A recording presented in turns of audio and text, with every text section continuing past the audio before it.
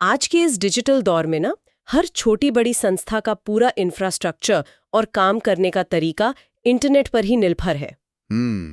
आज की हमारी इस गहन चर्चा का विषय यही है, क्योंकि मेरी निगाह कुछ ऐसी नई रिपोर्ट्स पर पड़ी जो बताती हैं कि साइबर हमलावर कितनी तेजी से नई खामियां ढूंढ रहे हैं। हाँ, और ये अब कोई आम बात नहीं रही जहां बस एक फायरवॉल लगा दिया और सोचा कि सुरक्षा पूरी हो गई। बिल्कुल सही कहा। मतलब हमलावर लगातार नए और बेहद जटिल तरीके निकाल रहे हैं। वही तो, जिससे वो बड़े सिस्टम्स के वीक पॉइंट्स का फायदा उठा सकें। तो इस रेस में आगे रहने के लिए और किसी भी बड़े साइबर हादसे से बचने के लिए इन रिपोर्ट्स के मुताबिक वल्नरेबिलिटी मैनेजमेंट और ओपन वैस्ट जैसे ओपन सोर्स सिक्योरिटी स्कैनर्स की अहमियत सबसे ज्यादा बढ़ चुकी है। हमारा मेन मिशन यही है, समझना कि आखिर ये पूरा सिस्टम काम कैसे करता है। और देखिए, इस रेस में सिर्फ आगे रहना ही काफी नहीं है। आज के वक्त में जब साइबर खतरे अपने सबसे ऊंचे स्तर पर हैं, तो अपने इंफ्रास्ट्रक्चर को लगातार एक हमलावर की नजर से देखना बहुत जरूरी हो गया है। एकदम। और आज हम सिर्फ ऊपरी सतह पर बात नहीं करेंगे। नहीं, बिल्कुल नहीं। हम इस टूल के आर्किटेक्चर और इसकी लगातार जांच करने की क्षमता के अंदर तक जाएंगे, ताकि समझ सकें कि कैसे संस्थाएं अपना सेंसिटिव डेटा बचाती हैं और एक भरोसा कायम रखती हैं। चलिए इसको थोड़ा विस्तार से समझते हैं। अगर हम वल्नरेबिलिटी मैनेजमेंट की बात करें, तो जिन लोगों का इस फील्ड से वास्ता है वो जानते हैं कि ये कोई एक दिन का काम नहीं है। मतलब एक आम जिंदगी का उदाहरण लें। जैसे रात को सोने से पहले हम घर के सारे दरवाजे और खिड़कियां चेक करते हैं ना, कि कहीं कोई खुला तो नहीं रह गया। सही उदाहरण है। वल्नरेबिलिटी मैनेजमेंट भी सिस्टम्स के लिए वही काम करता है ना? अक्सर लोग सोचते हैं कि इस सिस्टम में एक एंटीवायरस डाल दिया या एक बार बस स्कैन कर लिया तो हो गई सुरक्षा। पर असल में ये एक लगातार चलने वाला साइकिल है, और ये साइकिल दरअसल 4 अहम हिस्सों में बटा होता है। सबसे पहला कदम है आइडेंटिफाइंग, यानी खामियों को पहचानना। बिल्कुल। सिस्टम, नेटवर्क और उस पर चलने वाले तमाम सॉफ्टवेयर्स के अंदर मौजूद सुरक्षा खामियों को पहचानना। लेकिन सिर्फ पहचान लेना काफी नहीं है। एक बड़े एंटरप्राइज नेटवर्क में हजारों खामियां हो सकती हैं। तो फिर अगला कदम क्या होता है? अगला कदम होता है इवैल्यूएटिंग। इसमें उन खामियों का मूल्यांकन किया जाता है ताकि पता चल सके कि कौन सी खामी कितनी खतरनाक है और किससे तुरंत निपटना जरूरी है। समझ गई। और फिर उसके बाद आता है ट्रीटिंग, यानी उन खामियों का इलाज करना, उन्हें पैच करना या मिटिगेट करना। और आखिर में इन सब की लगातार रिपोर्टिंग करना शामिल होता है ताकि एक प्रॉपर ट्रैक रिकॉर्ड मेंटेन हो सके। और इसी लगातार चलने वाली साइकिल को ऑटोमेट और असरदार बनाने के लिए ही हमारे सोर्स मटेरियल में एक बहुत बेहतरीन टूल का जिक्र है, और वो है OpenVAS। हाँ, ओपन वल्नरेबिलिटी असेसमेंट सिस्टम। सही। मार्केट में वैसे तो कई महंगे एंटरप्राइज स्कैनर्स मौजूद हैं, लेकिन OpenVAS एक ओपन सोर्स सिक्योरिटी स्कैनर होने के बावजूद इंडस्ट्री स्टैंडर्ड माना जाता है। ऐसा क्यों? इसका कारण ये है कि OpenVAS असल में ग्रीन बोन वल्नरेबिलिटी मैनेजमेंट यानी GVM फ्रेमवर्क का एक बड़ा हिस्सा है। इस इंजन को बनाया ही इसलिए गया है ताकि ये सिस्टम्स और एप्लीकेशंस में छुपी हुई गहरी सुरक्षा खामियों को पकड़ सके। ओके, इन दोनों में क्या फर्क है? थोड़ा आसान भाषा में बताएंगे? जरूर। अनऑथेंटिकेटेड स्कैन में ये बाहर से एक हैकर की तरह सिस्टम को देखता है, सिर्फ ओपन पोर्ट्स और सर्विसेज चेक करता है। जैसे बाहर से घर का ताला देखना? एकदम सही। लेकिन ऑथेंटिकेटेड स्कैन में इसे सिस्टम के क्रेडेंशियल्स दिए जाते हैं ताकि ये अंदर जाकर रजिस्ट्री कीज, फाइल वर्जन्स और कॉन्फ़िगरेशन सेटिंग्स को भी स्कैन कर सके। यहाँ जो बात मुझे सबसे हैरान कर लगी वो ये है कि इस पूरे इंजन के पीछे जो दिमाग काम कर रहा है वो इसके NVTs हैं। मैंने इन डॉक्यूमेंट्स में ये टर्म बार-बार देखा है। हाँ, NVTs, नेटवर्क वल्नरेबिलिटी टेस्ट्स। इसके बारे में थोड़ा विश्लेषण करना जरूरी है। ये होते क्या हैं? NVTs असल में छोटे स्क्रिप्ट्स या टेस्ट केसेस होते हैं। ओपनवास के पास इन NVTs की एक बहुत ही विशाल और लगातार बढ़ती हुई लाइब्रेरी है। इसकी ताकत इस बात में है कि इस लाइब्रेरी को दुनिया भर के सिक्योरिटी रिसर्चर्स लगातार अपडेट करते रहते हैं। मतलब जैसे ही कोई नया खतरा आया, इसमें अपडेट आ जाता है? बिल्कुल। मान लीजिए दुनिया में कोई नई जीरो डे वल्नरेबिलिटी आती है, जैसे कुछ वक्त पहले Log4j ने पूरी टेक इंडस्ट्री में तहलका मचाया था। हाँ, वो तो बहुत बड़ा मसला था। तो ऐसे किसी नए थ्रेड सिग्नेचर के आते ही ओपन सोर्स कम्युनिटी बहुत तेजी से उसके लिए एक NVT लिखती है और इस लाइब्रेरी में जोड़ देती है। ये लचीलापन ओपन सोर्स की सबसे बड़ी ताकत है। किसी प्रोप्राइटरी टूल में तो एक नया अपडेट आने में, उसका अप्रूवल मिलने में वक्त लग सकता है, लेकिन यहाँ संस्थाओं को तुरंत पता चल जाता है कि उनका नेटवर्क उस नए खतरे से सुरक्षित है या नहीं। सही कहा। साथ ही ओपन सोर्स होने की वजह से संस्थाएं इसको अपनी जरूरत के हिसाब से कस्टमाइज कर सकती हैं, अपने खुद के कस्टम एनवीटीज भी लिख सकती हैं और इनको अपने इंटरनल सिक्योरिटी मैनेजमेंट सिस्टम्स या SIAM सॉल्यूशंस के साथ आसानी से इंटीग्रेट कर सकती हैं। वैसे इसके सेटअप प्रोसेस के बारे में भी सोर्स मटेरियल काफ़ी रोचक जानकारी देता है। हाँ, इसका आर्किटेक्चर सिर्फ उन लोगों के लिए नहीं है जो बस टर्मिनल के काले पर्दे पर कमांड्स टाइप करना पसंद करते हैं। वही तो, अगर किसी लिनक्स इंफ्रास्ट्रक्चर पर इसे डिप्लॉय करना हो तो ये मैनुअली एक फाइल कॉपी करने जैसा लंबा काम नहीं है। सिस्टम के पैकेज मैनेजर को डायरेक्टली ओपनवास की स्पेसिफिक रेपोजिटरी जैसे PPM, एमराज़वी, ओपनवास उसके साथ जोड़ दिया जाता है। बिल्कुल, apt get install कमांड का इस्तेमाल करके। हाँ, इससे पूरा टूल और उसकी कॉम्प्लेक्स डिपेंडेंसीज अपने आप डाउनलोड हो जाती हैं। फिर ओपनवास सेटअप और ओपनवास स्टार्ट कमांड्स के जरिए सर्विसेज शुरू हो जाती हैं।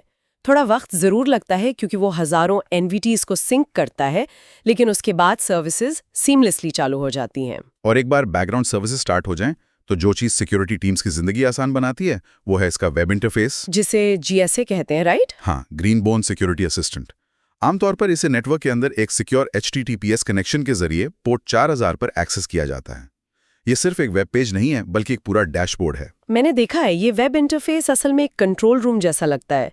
डैशबोर्ड पर चार्ट्स और ग्राफ्स होते हैं जो नेटवर्क की सुरक्षा स्थिति को एक झलक में दिखा देते हैं। और वहीं से कॉन्फ़िगरेशन सेटिंग्स में जाकर स्कैन्स को मैनेज किया जाता है। स्कैन सेट करने के बारे में मैंने पढ़ा कि पहले टारगेट्स तय किए जाते हैं। टारगेट का मतलब IP एड्रेसेस या पूरे नेटवर्क सेगमेंट्स जिनकी जांच करनी है। वहाँ एक्सक्लूजन लिस्ट्स भी बनाई जा सकती हैं। ये एक्सक्लूजन लिस्ट वाली बात बहुत ज़रूरी है। प्रोडक्शन एनवायरनमेंट्स में कुछ सर्वर्स ऐसे होते हैं जिन्हें गलती से भी स्कैन नहीं करना चाहिए वरना वो क्रैश हो सकते हैं। और टारगेट्स डिफाइन करने के बाद फिर टास्क का लॉजिक आता है ना? टास्क ये तय करता है कि उस टारगेट पर कौन सा स्कैन चलाना है और कब चलाना है। यहाँ कई ऑप्शंस मिलते हैं, जैसे एक बेहद लोकप्रिय ऑप्शन है फुल एंड फास्ट स्कैन। ये क्या करता है?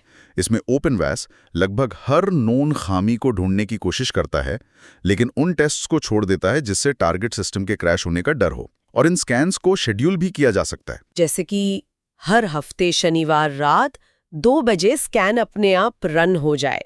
यहाँ पर बात ना सबसे ज्यादा दिलचस्प हो जाती है। वो कैसे? क्योंकि जब एक लंबा स्कैन पूरा होता है तो एक आम स्कैनर और एक एंटरप्राइज ग्रेड सिस्टम में यही फर्क होता है कि स्कैन के बाद वो आपको क्या देता है। ओपनवास डेटा का कोई ढेर नहीं देता, ये एक ऐसी डिटेल रिपोर्ट जनरेट करता है जो एक CISO से लेकर एक सिस्टम एडमिनिस्ट्रेटर तक सबके लिए समझ आती है। इन रिपोर्ट्स की अहमियत सबसे ज्यादा उस वक्त होती है जब ट्राइएज करना हो, मतलब ओपनवास जो खामियां ढूंढता है उन्हें अलग अलग रिस्क लेवल्स में बांट देता है, हाई, मीडियम और लो।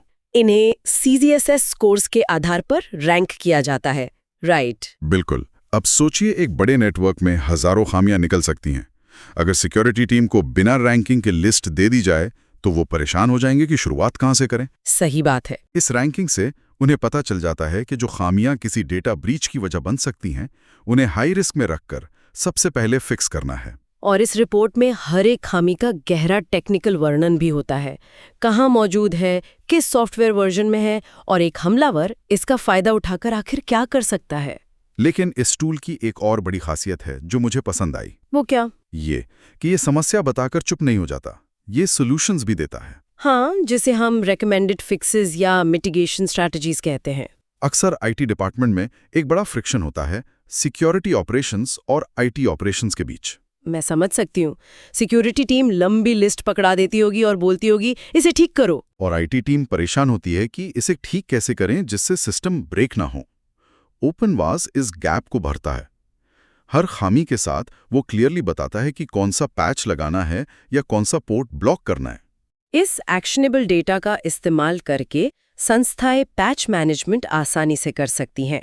IT टीम सीधा वेंडर द्वारा बताया गया लेटेस्ट पैच डिप्लॉय कर देती है और दरवाजा हमलावर के लिए बंद हो जाता है। इसके अलावा इन स्कैन रिजल्ट्स का इस्तेमाल फायरवॉल्स में नई रूल सेट कॉन्फ़िगर करने के लिए भी होता है।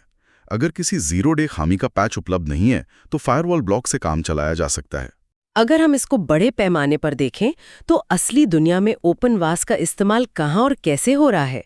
बड़े एंटरप्राइजेस जिनका नेटवर्क अलग अलग देशों में फैला हुआ है, वहां मैनुअल टेस्टिंग तो असंभव है, बिल्कुल असंभव है। वहां लगातार और ऑटोमेटेड स्कैनिंग से इन नई खामियों को शुरुआती दौर में ही पकड़ लिया जाता है। इसका एक और बड़ा यूज केस कंप्लायंस ऑडिट्स में देखने को मिलता है, जैसे PCI DSS या HIPAA। हाँ, आजकल हर उद्योग में डेटा सुरक्षा के कड़े नियम हैं। क्रेडिट कार्ड डेटा के लिए PCI DSS, हेल्थ केयर के लिए HIPAA और आम एंटरप्राइज के लिए ISO 27001। इन सभी में लगातार वल्नरेबिलिटी स्कैनिंग एक जरूरी शर्त होती है। तो वहाँ ओपनवास की रिपोर्ट्स और ट्रेंड एनालिसिस काफी काम आते होंगे। बहुत ज्यादा, ये साबित करने में कि संस्था अपने नेटवर्क की लगातार निगरानी कर रही है। लेकिन जहाँ इतनी खूबियां हैं, वहाँ कुछ चुनौतियां भी तो हैं। सोर्स मटेरियल भी इस टूल की कुछ लिमिटेशंस की बात करता है। एक जो सबसे बड़ा मसला मुझे दिखा वो था फॉल्स पॉजिटिव्स का। फॉल्स पॉजिटिव्स ऐसी समस्या है जो हर सिक्योरिटी टीम का वक्त और दिमाग खराब करती है। जब टूल अलर्ट दे दे कि सिस्टम में बहुत बड़ी खामी है, पर असल में वहां कोई खामी हो ही ना। वही, शायद सॉफ्टवेयर का वर्जन किसी अलग तरीके से लिखा हुआ था जिसे स्कैनर पढ़ नहीं पाया। इस वजह से सिक्योरिटी टीम्स को अलर्ट फटीग होने लगता है। उन्हें लगता होगा कि रोज इतने झूठे अलर्ट्स आ रहे हैं, तो वो सच्चे अलर्ट्स को भी नजरअंदाज करने लग जाते होंगे। ये तो बहुत बड़ा खतरा है। बिल्कुल। और एक और बड़ा टेक्निकल मसला जो सामने आता है वो है रिसोर्स रिक्वायरमेंट्स। वल्नरेबिलिटी स्कैनिंग काफी अग्रेसिव होती है। हाँ, अगर कोई संस्था दिन के ठीक 2 बजे एक स्कैन चला दे, जब ऑफिस का पूरा स्टाफ काम कर रहा हो, तो सर्वर्स का CPU यूसेज 100% तक पहुंच सकता है। पूरा नेटवर्क स्लो हो जाएगा। और उस दिन IT टीम ऑफिस में सबसे ज्यादा नफरत की जाने वाली टीम बन जाएगी। सही में। इसीलिए इन चुनौतियों से निपटने के लिए कुछ बेस्ट प्रैक्टिसेस का ध्यान रखना जरूरी है, जैसे स्कैन्स को रात में या वीकेंड पर शेड्यूल करना, जिसे मेंटेनेंस विंडो कहते हैं। साथ ही टूल को लगातार अपडेट रखना बहुत जरूरी है।